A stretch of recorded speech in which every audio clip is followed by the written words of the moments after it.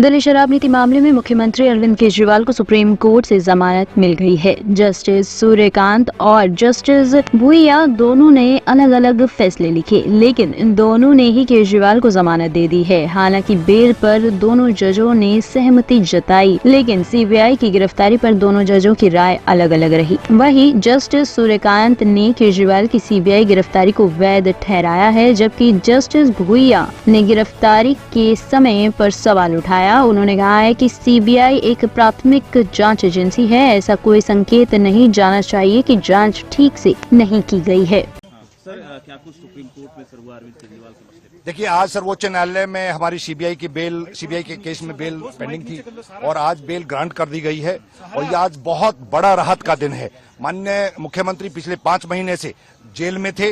जिस तरीके से हम लोग बार बार ये कह रहे थे कि भी इस केस के अंदर कुछ भी नहीं है और सीबीआई की एंट्री तो हुई उस टाइम पे थी जब ईडी के अंदर बेल हो चुकी थी, तो आज सर्वोच्च न्यायालय ने बेल ग्रांट कर दी है।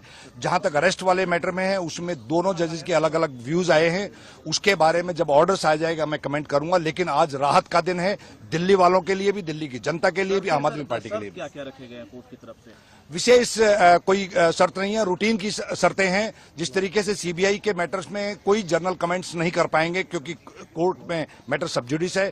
बाकी कोर्ट्स की जब भी कॉल आएगी, जब भी हियरिंग होगी, माननीय मुख्यमंत्री जी को पेश होना पड़ेगा। सभा कर सकते हैं मुख्यमंत्री? इस तरह का कोई बैन नहीं है, इस तरह का कोई बैन नहीं है। प्रचार भी कर पाएंगे माननीय मुख्यमंत्री अपने तरीके से, जो उनकी जिम्मेवारी है उसको निभा पाएंगे। हरियाणा में अरविंद केजरीवाल नजर आएंगे? बिल्कुल नजर आएंगे। आज शाम को दिल्ली की जनता के बीच में होंगे और बहुत जल्दी हरियाणा की जनता के बीच में होंगे। ये एक बार फिर से साबित हो गया है कि अरविंद केजरीवाल जी जैसा सच्चा, ईमानदार, देशभक्त, कट्टर ईमानदार नेता इस देश में नहीं है। जिनको गिरफ्तार करने के लिए भारतीय जनता पार्टी ने हजारों तरह की कुचक्र रचे, हजारों तरह की साजिशें रची, एक कट्टर ईमानदार आदमी को, काम करने वाले आदमी को, जनता के दर्द के, जनता की जिंदगी को संवारने के लिए जो काम कर रहा था, उनको उठा के जेल में डाला। इससे बड़ा पाप लोकतंत्र के इतिहास में नहीं हुआ।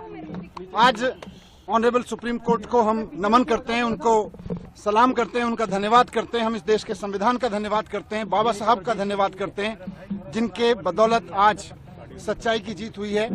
और ये खाली सच्चाई की जीत की बात नहीं है, झूठ भी एक्सपोज हुआ है।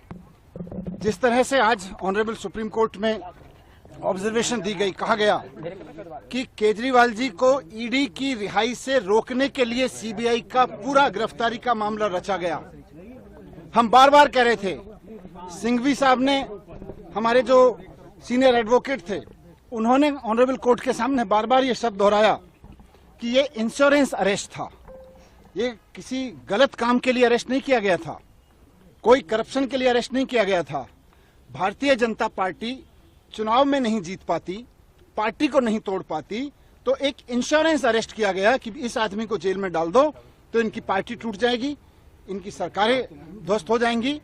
लेकिन मैं बाबा साहब को और संविधान को याद करते हुए, धन्यवाद करते हुए, ऑनरेबल सुप्रीम कोर्ट को धन्यवाद करते हुए, सिंघवी साहब का धन्यवाद करते हुए, आम आदमी पार्टी के एक एक कार्यकर्ता, एक एक लीडर, पार्षद, एमएलए, एमपी, सबको भी बधाई देना चाहता हूं, धन्यवाद देना चाहता हूं कि ऐसे संकट के समय में जब भारतीय जनता पार्टी अपनी पूरी ताकत के साथ, अपने पूरे कुचक्रों के साथ उनको कुचलने की कोशिश कर रही थी, वो टूटे नहीं, हटे नहीं, झुके नहीं, सच्चाई के साथ लड़े रहे।